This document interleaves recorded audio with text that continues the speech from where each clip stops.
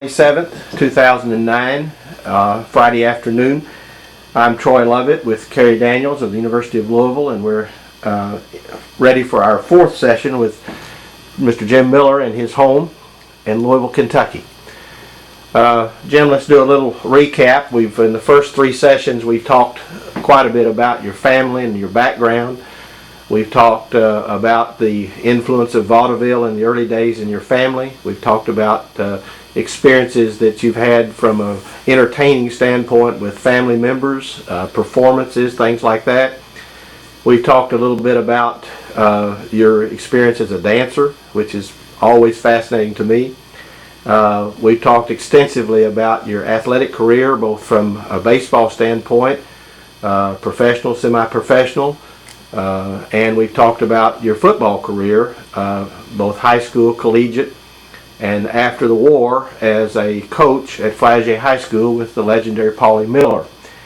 All of these things are very important and serve as kind of a background to what we're going to begin today, which is your enormously influential and successful barbershop career. Then we've got the other major element in your life of World War II, which we're saving toward the end. So we've sort of built up to today to get ready to begin a series of conversations about the Barbershop Society as a whole, and also about the Louisville chapter in particular, as well as Southern Gateway later on. So we're excited about today and the opportunity to begin that journey with you. And let's begin with, I've written it down, certainly would not have remembered it, but the Society for the Preservation and Encouragement of Barbershop Quartet Singing in America was born on April 11th, 1938 in Tulsa, Oklahoma by Mr. O.C. Cash, who was a lawyer in Tulsa. So give us any thoughts that you had on the early days of the society and share that with us if you would start there, please. Well, you got to kind of think back at the time. You know, it was start of or in the first part of the Roosevelt, Roosevelt administration, and there were all kinds of different things going on. The CCC and the PWA and the all of those things was initialized, and of course, looking back on the thing, Roosevelt was, what he was trying to do was or I think it was trying to do anyway, was to get involved with just about everything anybody did or tried to do. And O.C. Cash was a promoter. I mean, he was a terrific salesman, promoter, and I guess must have been on the conservative side and a little bit on the opposite the trends of the government in those days. And being a devotee of a cappella singing in barbershop style wise, he was sitting in Tulsa and decided to have some kind of a get together, and he sent out an invitation to I've heard 26 people, and I've seen a copy of the letter, and it was pretty self-explanatory. He had in there something like, in these days of wide government intervention and everything, the one last vestige of those were his words, the last vestige of freedom and of human endeavor is the right to sing barbershop harmony or four-part harmony. And so it was a tongue-in-cheek thing, and that's what he came about this invitation. And I don't know how many people came. I guess it was 15, 20, 30 people that showed up, and air conditioning was, not very much. They were on the second floor, and they opened the windows and everything, and they just started doing some gang singing. And there was no leadership or anything like that, just singing, in what we call the gang singing deal. And I guess maybe a quartet would form up over here or one thing or another, but it was very impromptu, just like that. And the only thing about it is that it stopped traffic out there on the streets. I mean, they had some traffic jams going on, and this has been told to me, and they say it was true, that that somewhere along the line in this traffic jam, somebody was sitting in there, they heard the thing, and just happened to be a reporter for some newspaper. And I don't know whether it was the Tulsa newspaper or what, but for some newspaper, he made a mention of the fact that this was taking place and put it on the wire. And then I guess forgot about it. And that was about it. The only thing about that is that at the same time, all across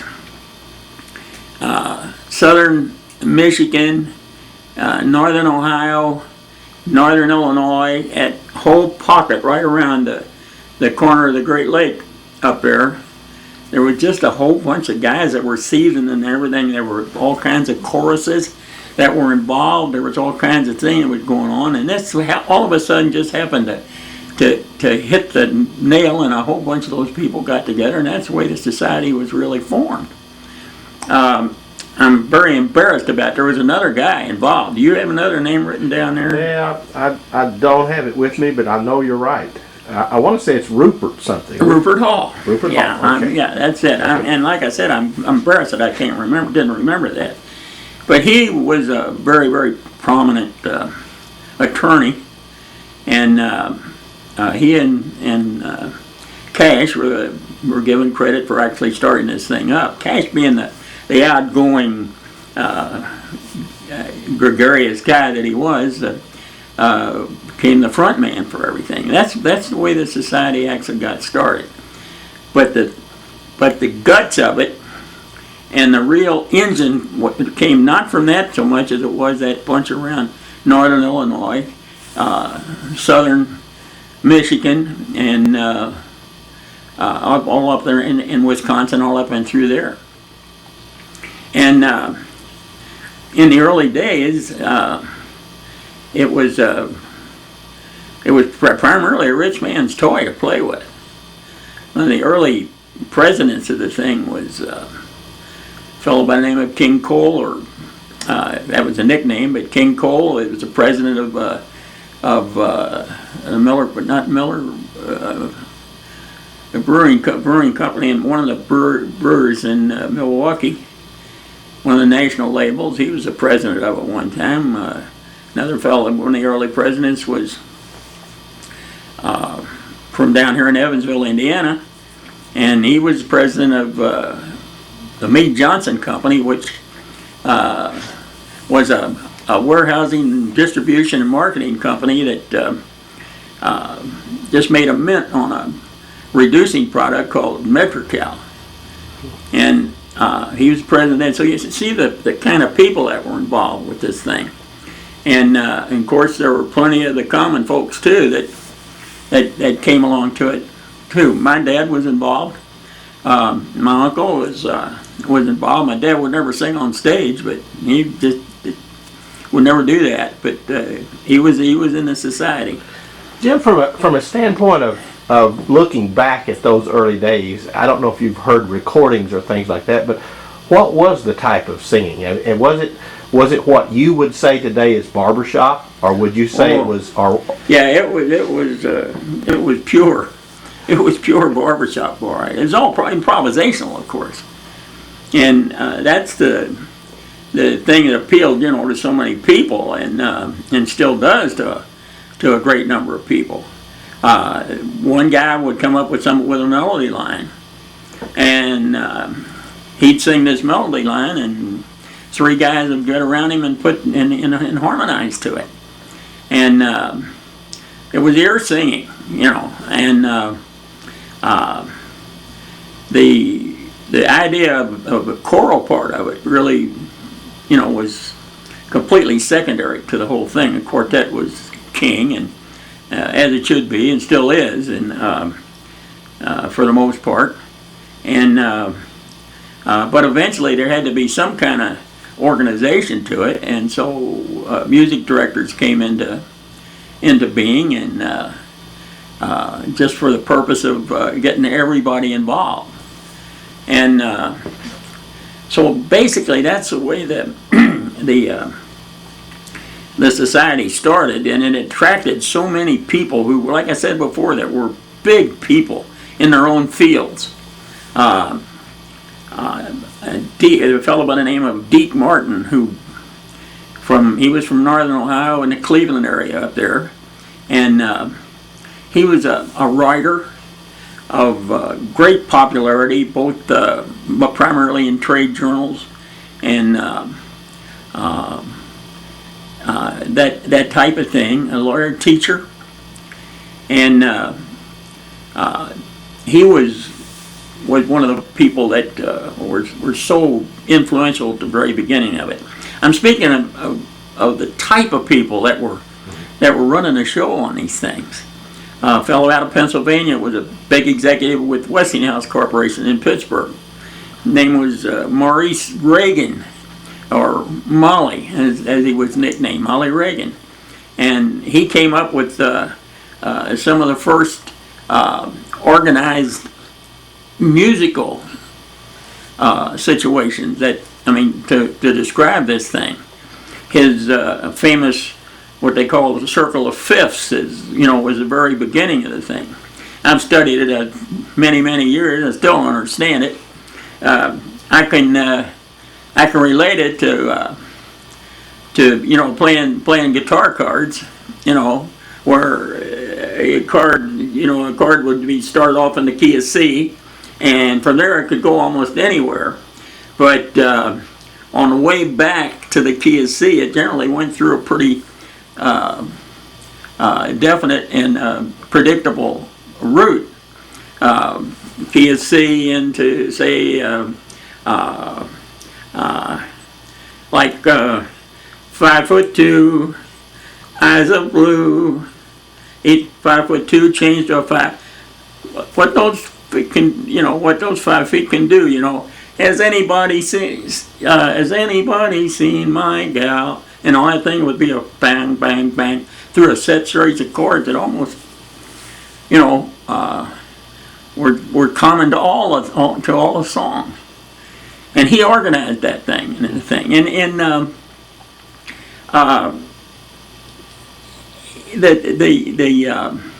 the top echelon of the Barbershop Society. What the point I'm trying to make is that the top echelon of these guys, while they were very successful and learned men in their own field, they also were very astute in music, and they were the ones that were so important to the beginning of the barbershop idiom.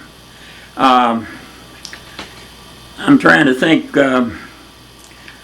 Fritzie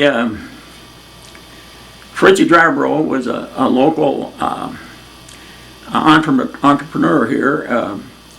Made a bundle of money in the mercantile business, and it used to be said about Fritzie that he was a great landowner, that he held a lot of 3 acres of ground, but it was in downtown Louisville, and so he made a bunch of money in parking lots, in the mercantile business, in real estate, and he built the 800 building there at 4th and York, which at the time was the tallest building in the state of Kentucky, and that was the very successful high-rise of anything that ever took place around here.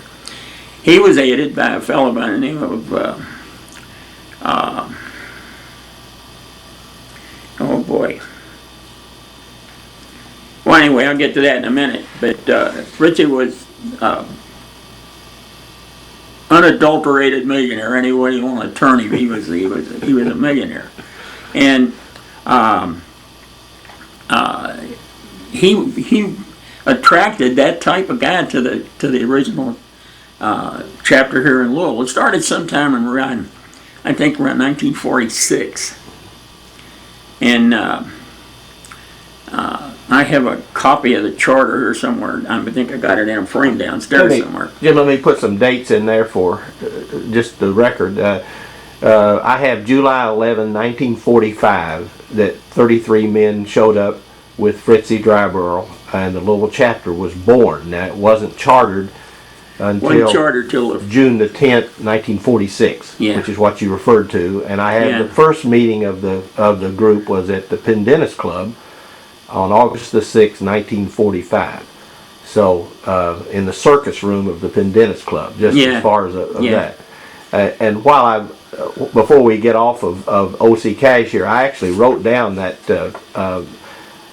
greeting that you mentioned too. So let me give that. In these days where the government is the only last vestige of anything we can do by ourselves. You had it just about right. In this age of dictators and government control of everything, about the only privilege guaranteed by the Bill of Rights, not in some way supervised or directed, is the art of barbershop quartet singing. Yeah. So you had it just exactly right. That was. And of course, the very name was a tongue-in-cheek thing, you know, to emulate the all the initial things that were under the Roosevelt administration at the time, and see. It wasn't exactly the way it ended up. It used to be, I think it was for the Society for the Preservation and, it wasn't quite those same words, and of preservation and, I wish I could remember. It wasn't quite the same words. They finally evolved into SPEBSQSA. And that remained, you know, until just recently. And it always was, you know, like I said, it was a tongue-in-cheek thing. Introduction would be the Society for the Preservation and Encouragement of Barbershop Quartet Harmony Singing in America, Incorporated, you know. And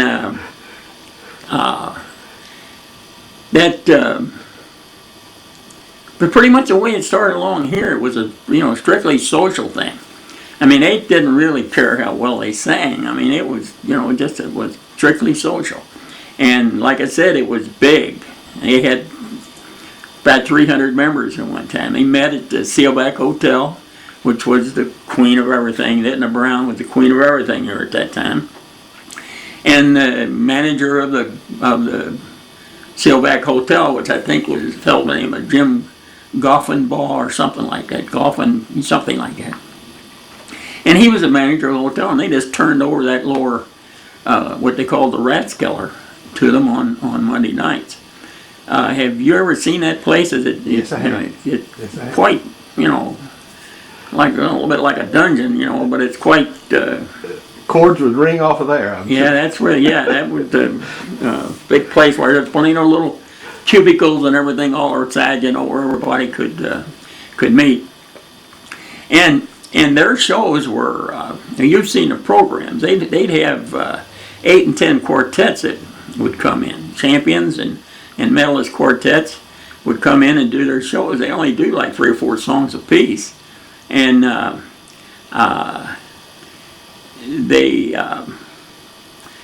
but there'd be about 10 of them, and they'd come in for, if you paid their expenses, that would just be great. If you wanted them to sing on your show, but you didn't pay their expenses, it'd still be great. That's the way it was. It was the desire to sing in a good environment was the big things, and it became very early on. It became family oriented, very, very quickly oriented. Particularly in the Indiana area, there was a family of three triplets and their father, called 3 Lads and a Dad. You can see how they go, And the McPhee family out of Indianapolis. That was a dad and a mother and two kids. The youngest one about 6 or 7 years old, and the other one about 9 years old. And then when Mom had to drop out for one reason or another, it was called the McPhee 3, and they trioed it for a while. You see how loosely it was. It went around. There was novelty groups from all over the country that that formed up. And there was always, of course, the good singing group that came about. So it was very loosely run thing at that time. As a matter of fact, when they finally decided that they needed some kind of organization,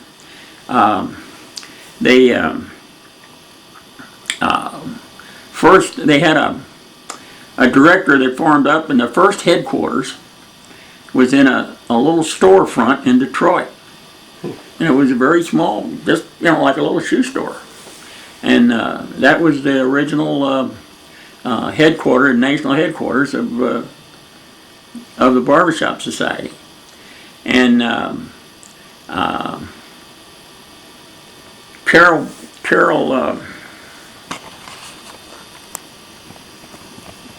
I'm ashamed of myself. I'm really ashamed of myself. I should have prepared myself more for this thing. Carol Adams was the first guy that took over the executive director of the society. And it was, like I said, in that small storefront in Detroit. Just a little bit of a sidelight. When I joined the society in 1957 in the spring, the first thing that happened to me, the first thing in mail I got from the society was asking for a big donation is when they made the move from Detroit, Michigan. They made it to that move up to Kenosha, and they bought that big mansion that belonged to the president of the Nash Kelvin Air Corporation back in those days. And he was the president of the thing and built this big mansion on the shores of Lake Erie up there. Have you ever seen that place? Just pictures of it. Oh, Just well, it's just exactly what you thought it was, a Tudor mansion, and it had all the amenities. A big party room, or what would they call it, a ballroom for dancing and everything. The big living room with I guess they still own that big oriental rug that they've been so proud of all these years. It had, bear in mind now, this is a house that was built in the 20s and 30s, and it had an automatic dishwasher in it, had automatic and washing machines and dryers and things like that, which were not in any way available, back then, but it was built into that house. And I don't know what they paid for it, but they were done in everybody in the society. I don't know what had happened. The first thing I got was they wanted to send them some money to buy this house. And I don't know what was going on, about that. But an interesting thing was that they would just meet socially. They elected a board of directors and everything, and they would just meet socially first part of the year and kind of lay out an agenda, what they wanted to accomplish that year, and that's the way it was, and they'd be from all over everywhere. Seems like in reading the programs and the biographies and so on in those early days of the Louisville chapter especially, and maybe this was true across the nation, it seemed like a lot of it was service oriented. Like they would sing in hospitals and sing and I know the Thoroughbreds did that too later on, but it seemed like early on it was a bunch of men who were looking for a place to sing, weren't very much concerned, as you said, about pay, but just wanted to be of service. Yeah, that's right. That's pretty much, yeah. It was, I don't know what their motives were as far as whether they were noble or not, or just wanted to be, to sing for somebody. I think they just wanted to sing, okay. And if they find somebody to listen, well, that was a bonus. But there were some great people, involved. They had a band director that I think the very first director of music for was a band director from, I think, Male High School. And I'll think of his name in a minute. Maybe Bob Ising. No, he wasn't the first. Wasn't the first. There was one before him. Yeah. And Bob Ising was Ising. I'm sorry. Ising, yeah. And he was a very learned music man. He was, I think he didn't work in music. I think he worked with the government in some way, possibly in the postal department. I don't know. And but he was there for quite a few years, their music director, and he kind of made things happen a little bit. He steered them in towards a little bit more skilled ensemble singing, that where they became more of a presentable group. But you can understand that they couldn't really operate the way later on the Thoroughbreds did, because there were so many of them. I mean, you couldn't take 250 people out and sing in a nursing home or anything. And but they did have quite a few pretty good quartets that went very well, on an international level. A quartet called the Troubadours was a big name around here. See if I can remember. They had the bass singer was a fellow by the name of Ray Graft. Tenor singer was named Helm Herbert, and Pat Dunleavy was the baritone, and Byrne, what was his first name? A fellow named Byrne was the lead singer, and they were pretty good in their days, and quartet called the Firesiders, and they went very well in competition. And then there was just a whole bunch of guys that just got together, had 4 neckties alike, and became a quartet. What in your feeling was, if indeed the society was built on the quartet, which it was, and surely in the early days of the Louisville chapter, the quartet was king. Yeah. What caused the choral part to evolve? In other words, was it just everybody wanted to sing in quartets, and they just said, well, let's get together and sing together, or what? I think the big thing was that they just needed some kind of organization to take care of the masses. Not everybody could knew enough songs or could put together enough things to to be in a quartet. And there were so many guys, it was just obvious that that they would get together in an ensemble and sing these things. And that maybe from motivation standpoint, or rather from an organizational standpoint, it just gave them, they'd learn music as a chorus, but then they'd try to find a quartet to sing it with. And so I really believe that's what took place. Well, you see, the society was formed up in 1938, and it wasn't until 1954 that they ever had a contest on a national scale. Now, they were having them district-wise, but the quartets were the only things that competed on a national scale. And it took almost 20 years for them to get around to having a chorus to do that.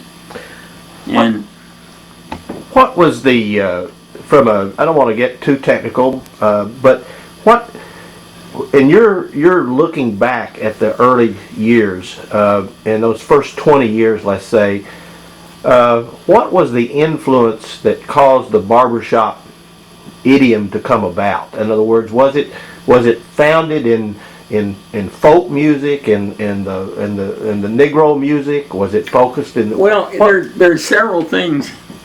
There's several stories on that. You can find some pretty good barbershop progressions in the Gregorian chants. I mean, big time good ones. So I mean, there was some of the form was in there. It was all built around the sound of the 7th chord, or the subdominant 7th chord. Not it was actually the root and the 3rd and the 5, and then not the 7, but the flatted 7 that gave the sound that everybody wanted, the one that made it sound differently. Of course, the voicing was the big thing that made it sound different, and that, I don't think at the time they really realized what was taking place, but whenever they'd get it out, all the things would come together. And then what we call now is when the harmonics and overtones would start pile up and possibly go what they called in those days, and still today, called it ring, where a chord would actually buzz. And of course what was happening would be that you'd have four fundamental tones that were creating, you know, 7 or 8 audible tones, you know, besides the fundamental tones. And that caused the buzzing and singing, and guys singing the thing, God, they get goosebumps all over, you know. Still do. And still, you know, they still give you a pretty good charge, you know, the thing going right. And that was built upon was that, and of course the fact that it dealt with simple melodies and things that could be improvised very, very easily. The voicing, as I said before, became very, very important, and most ensemble singing would find that they would have the melody line would be the very highest part of the chord. The melody line would be up at the top, would be the highest notes that would be sung were the melody. All the harmony parts would be down below that. And what gives it its biggest distinctive sound is that in the barbershop thing, there was always at least one, sometimes two, but always one part that was above that melody. That was the top tenor, they called him back in those days. And that gave it a very, very distinctive sound. And almost even right now, I mean, you hear a barbershop quartet sing, what's this meat company commercial, you ever heard that? Yeah. You know, and you don't have to be a barbershopper to know it. That's a barbershop quartet. Right. And it's because of that distinctive voicing that they had. Plus the fact that they try to sing only chords that would be consonant, higher in a harmonic scale, and simple melodies. That made the barbershop quartet have that distinctive sound. When it started to get organized, and some of the eggheads started to find out that there was this thing that were just happening and exciting people, had a reason. And of course, then you had the scholars that wanted to find out what was the reason. Sure. And they found that's what the thing that they found out was that the synergy that was being created by these 4 fundamental tones was there was a reason for it. There was a physics of sound reason for it, and that started to become organized, and that became the basis for some of the judging programs and everything. Do you feel that the early barbershop folks, I don't know what the right word is, invented that situation, or was that something that when the 4 guys are sitting around, they just came up with? Okay, well, let me go back again. I got off up there a little bit, but like I said, there was many different ways that they talked about and where the thing actually started. The spiritual, possibly, it seemed to me like a good portion of it came from the what they call it, the Negro spirituals that came around from the, in the early days of the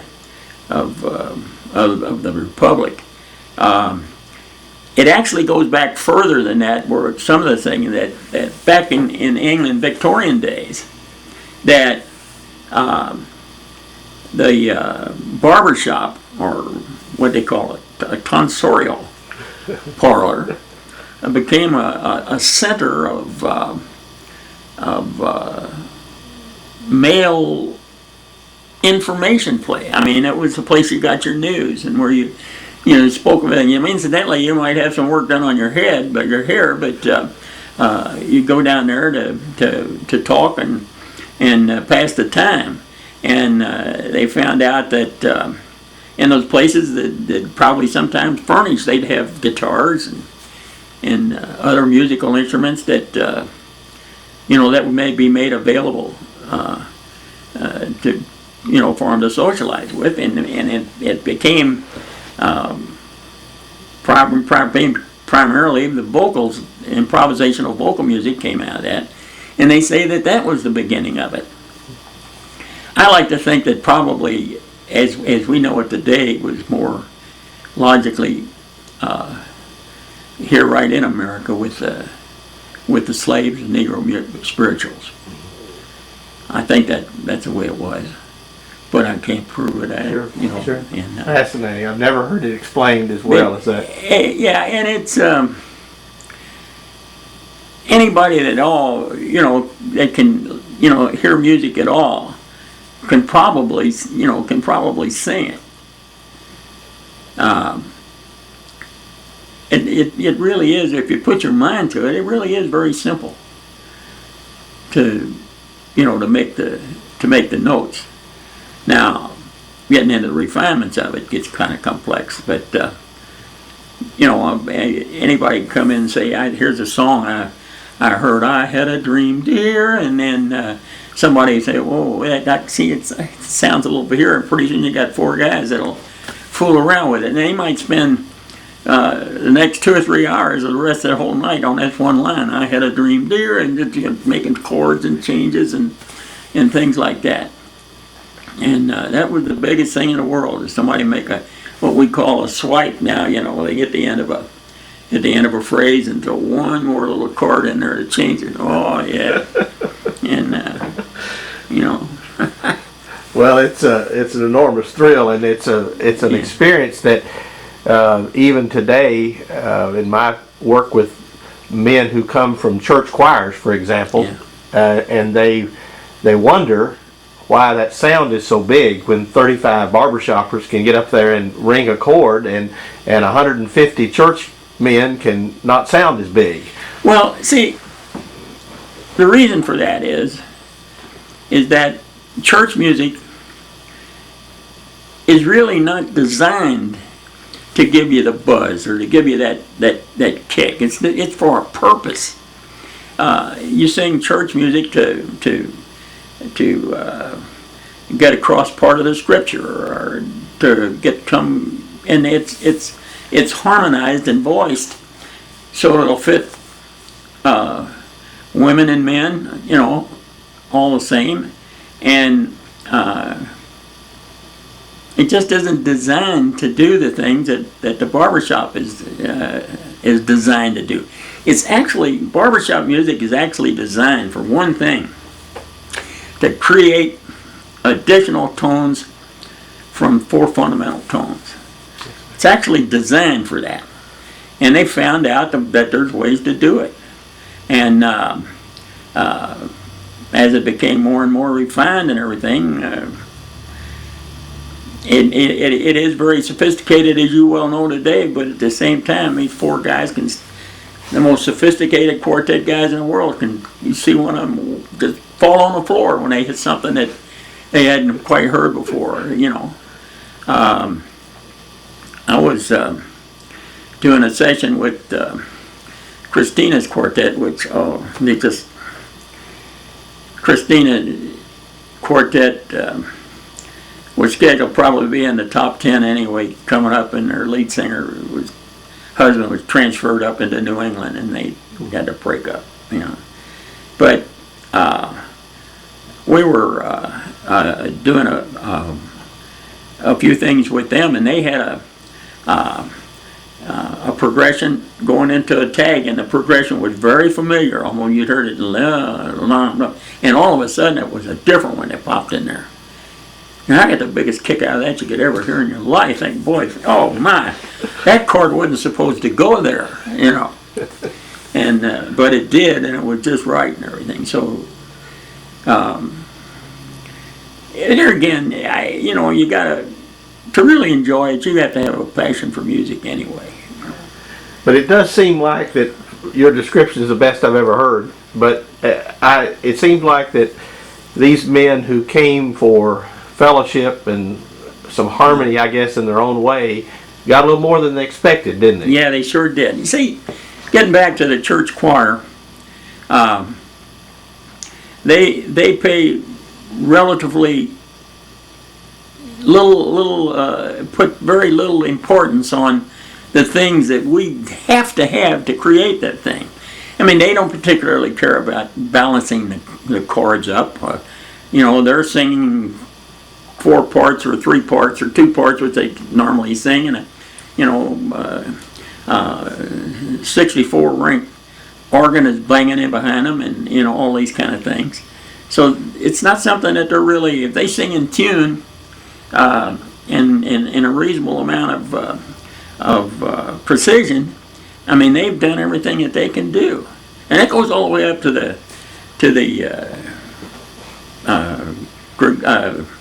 the Mormon group. I mean, it's pretty much just the same thing. But if I can just one little second here, I'll give you the simplest thing that I know about, to the extent of what barbershop harmony goes. If you take any kind of a sound, and I'm speaking primarily about a musical sound now, doesn't make any difference whether it comes from a fiddle or from a steamboat whistle or from a guy singing or whatever. It always forms a set of harmonics. That one single fundamental tone forms a set of harmonics that is constant. It never changes. It always works the same kind of pattern. For example, if you take, say, a fundamental tone of, say, C, which, C, D, E, F, G, A, B, C again, okay? When you sing a song, say I go, well, what is happening? They make my voice sound like it sounds, make a fiddle sound like it sounds, make anything sound like it sounds, but the way that these harmonics that's just formed, the way they're put together. And that's why violins have a certain shape, and guitars have certain shapes, and horns have different kind of bells, and they get, that's where their distinctive sound comes from. It was proven at Bell Labs way back in the 40s or so that you take anything at all and strip it of all its harmonics just to make the fundamental tone. And they did this with I think a steamboat whistle and a violin and a human voice and a tuba and then through a series of filters, they filtered out all of the harmonics of all these different instruments. And when they filtered out all of the harmonics on the things, all these things sounded exactly alike. And I mean, it was all just the same fundamental sound. So that's one thing they found out. And then the other thing is that if you hit a fundamental tone C, okay, they know that this is going to form up in exactly the same thing. You're going to go with a fundamental tone to an octave. The first harmonic, or the second harmonic, here's the first harmonic. The second harmonic will be an octave. C, C. The next harmonic up will be back to the, will be a 5, a G. And then the next harmonic up will be a fundamental C again. And then the next harmonic will be a E. The next harmonic will be a G. And then the final harmonic way up there is going to be the barbershop 7. It's going to be a flat 7. Now that always takes place. It don't make any difference how it is. It always takes place. It just starts at a different place. If the next one up is a G, then the first harmonic, it'll be another G, and end up in that same thing. So they found out that what makes chords ring is that if they can keep the voices in a position where that they don't run in, they don't run into that dissonant sound. If you take you're playing chopsticks, you got that, that's a 2 chords right together. Now that's not the prettiest thing in the world, but it's still not dissonant. But if you go up at half tone, where you got say like an F and an F sharp, and you play those two together, oh, that's bad dissonance there. Well, what they found out, that if you place these voices right, that you can keep those, eventually they're going to clash no matter what, but if you can make them clash way up there where nobody can hear them, then you're going to get cleaner chords. That's why balance goes into it so much, and so I'm just giving you an example of what came about from the studying the science of sound that has gone into such a big important part of it. When you hear a good quartet, you know that they've been through that thing. And of course, that's what Gentry did for the Thoroughbred. I mean, he actually put that whole thing into operation and laid it all out. So anyway, it's improvisational stuff, but it has a big science behind it. Wonderful. I bet you, Carrie, I bet you got more than you ever thought you'd get out of it. Jim, that was wonderful. That explanation is just fantastic. So you find out that in order that happen, you can go and make these things very, very simple. You find out, you tell a guy, if you want to know all about this, I can tell you what this thing, but all you got to know is that you got 4 voices, and you tell you the first thing that has to happen is the melody has to always be heard. That's the first thing. The melody has to be heard. Then after that, every voice, every part of the chord, the ones that are the most consonant up the scale are roots and fifths.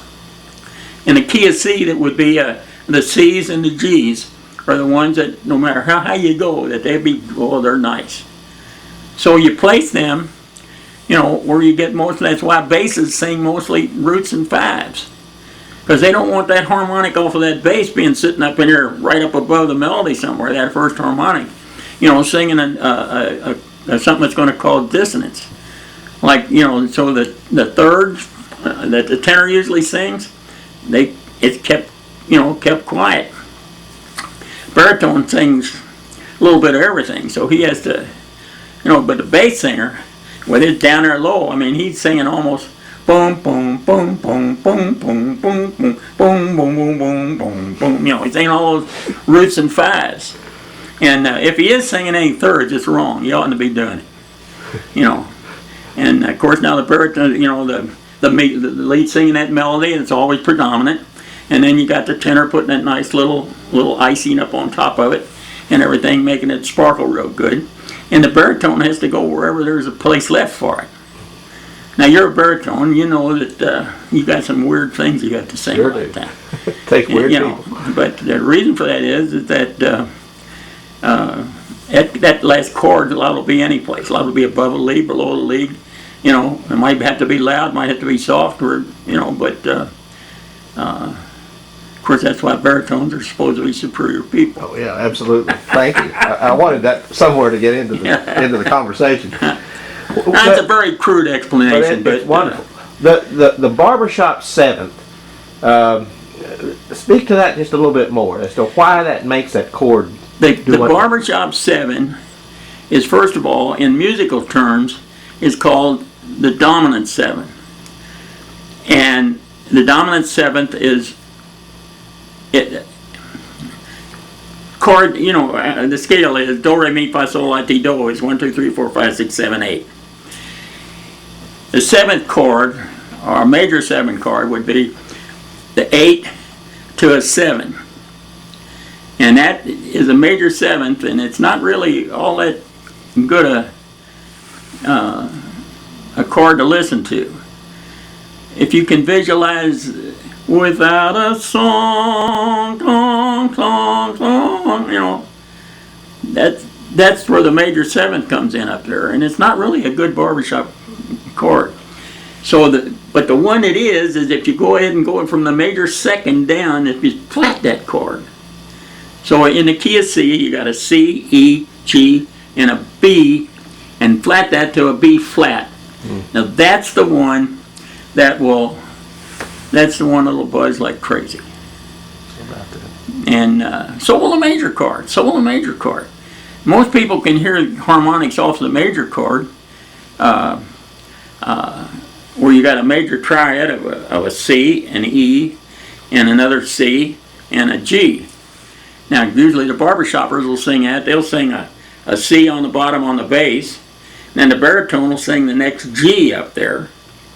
And then the lead singer will have that the second part of the triad, the G, right up above the baritone. And the tenor sitting up on top with that tree. And what will happen there, almost without exception, you'll hear, if they hit that chord and balance it up, you'll hear a C, a G, a C, and an E, and another C up there, which is not being sung. You'll hear it just as plain as day. You can maybe have to prime it a little bit in your head to know where it's going to come from, but it'll buzz out there sometimes like you can't believe. We used to do a thing with the quartet when we would do a school, go out and do a school for a district or something like that, and we take a song like them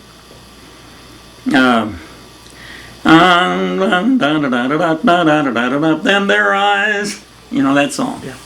Okay, so that song ends up with them their eyes. You know, that'd be the last thing. Big ah sound on the end. And so you'd have lead singing eyes, bass would be eyes down there, baritone would be there, eyes, tenor would be up here, you know, and that chord would come out of there. Now, we could, I told you wrong.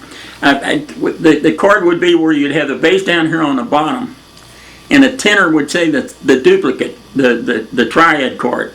C, the center would be up here 2 octaves away with a C up here. And then the baritone would, or the lead would be in there somewhere. The baritone would be a 5 in there, and the lead would be singing that 3 down in there underneath here, but that'd be up on top. Okay, now what'll happen then, and you get it all set right, that we used to start that chord out, and Bobby would be singing boop, that note way up there, and then we'd let him keep going, but he just stopped singing. And you'd never hear it. You'd still hear that note just as plain as the day up there being sung with just 3 parts. And we used to use that as a demo. And so it's a real thing. It isn't anything you're imagining. It's real. And I wish I were more versed and know more about those kind of things. I know the theory of it, and I know how to do it practically and everything, but I spend an awful lot of time gentry in my basement every Monday night till 2, 3, 4 o'clock in the morning trying to pound that into me. But it took me 3 or 4 years to do it. We're going to get back to gentry a lot, but okay. Just for a second, let's talk about that a minute. Did he? You've told me before that he wasn't necessarily a musician. No. So how did you had to tell him this, right? Or did he? What was the chicken and the egg in all this? Well, Gentry, I don't know exactly how he got it. He was an engineer and a mathematician. Of course, as you well know, or you should know, that music isn't anything but mathematics. Sure. It's just mathematics. And he hooked on the barbershop. On the barbershop music and everything. But being the engineer and the inquisitive type, he wanted to know what made it tick. He was one of these guys that researched all this stuff to find out about all that. And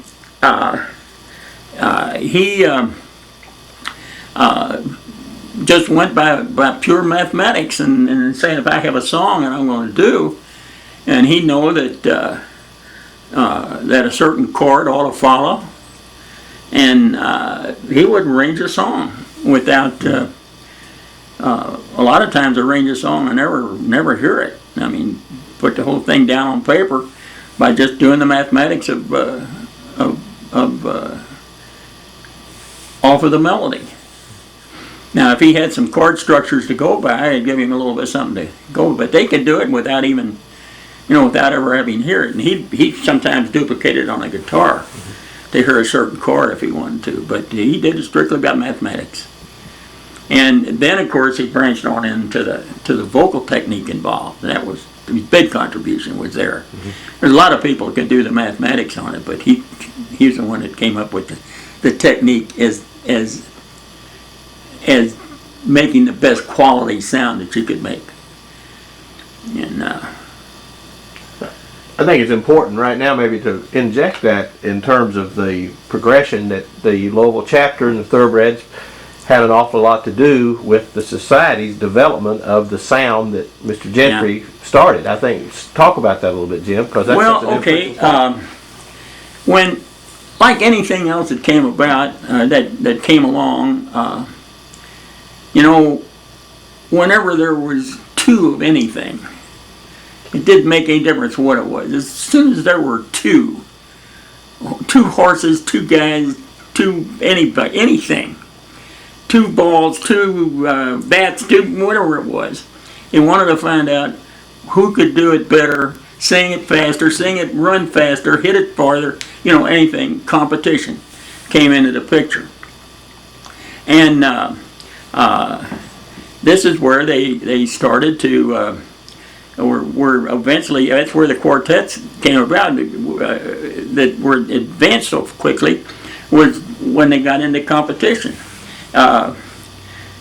Just like I've always said, competition is for one purpose. It's for one purpose only, and that's to improve the breed. That's why they have races, and you know, why they have horse races, to improve the breed. I mean, there might be some, you know, some aberrations off of that, you know, like betting and gambling and every other kind of thing. But you get right back down to the real reason for it. You have the races because to improve the breed. In the same way with anything else, you have games, you have track meets, you have whatever it is, to find out who can do it best and how you went about doing it, and improve the breed. And so that became kind of important, you know, to Gentry when you know, he came out. Here's the way you go about that. But I must say this, that he didn't have anything at all to do with the beginning of the Thoroughbreds. Would be a good time to start there, or or is there something else you want to? That's okay. Go ahead. Go ahead. We're gonna go back and forth with it. Well, the Louisville chapter was just growing and growing and growing and grow up to all these people and everything, and then it couldn't last that way because it would wear thin after 2 or 3 years. If somebody got something else he wanted to do, you know, and he'd drop out of it and one thing or another. But the guys that stuck around were the guys that, I mean, there was always that bunch of fellas that wanted to do better, wanted to sound better, and to sing better, and consequently go into a contest and maybe win a contest. And but the Louisville chapter, number 1 as it was called, they didn't follow along that way. I mean, they just didn't want to get involved with anything like that, of having to really sing precisely and accurately, and why can't I just blast that baby, you know? And but in the Louisville chapter, there was a group of guys that wanted to sing kind of seriously, and they had some leadership, but they didn't have the wherewithal to do anything about it. And the main body of the Louisville chapter just wouldn't hear of it. I mean, a typical chapter meeting, maybe we told this before, I don't know, but the typical chapter meeting in a Louisville chapter would be start off at 8 o'clock in those sumptuous surroundings down in that Rathskeller down there, and they do a little gang singing for 10-15 minutes, 20 minutes, whatever, and then they bring in their refreshment cart. They had a push cart built. Like you see a guy walking down an alley with big 2 wheels on a box with the handles on the back of it. Well, they had one of those things built, and it was built like a Cadillac. I mean, it had all copper down inside there. It carried ice in it, and it had that refreshment cart came in, and it was all beer, all iced up, and other kind of refreshments and one thing or another. And about 20 minutes after 8, they bring out one of the sealback personnel would go wheeling in that thing, and they all have some little refreshment, and maybe about 20 minutes or half an hour, they'd get back to singing a little bit. And they'd sing for another 15 or 20 minutes, and then come the cart again. And by this time, then the cart pretty soon wouldn't be, the cart would just stay there, you know.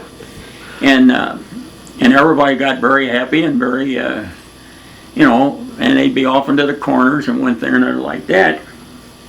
And that's the way the thing went. And then certain this group, this is before my time now, but this group, they would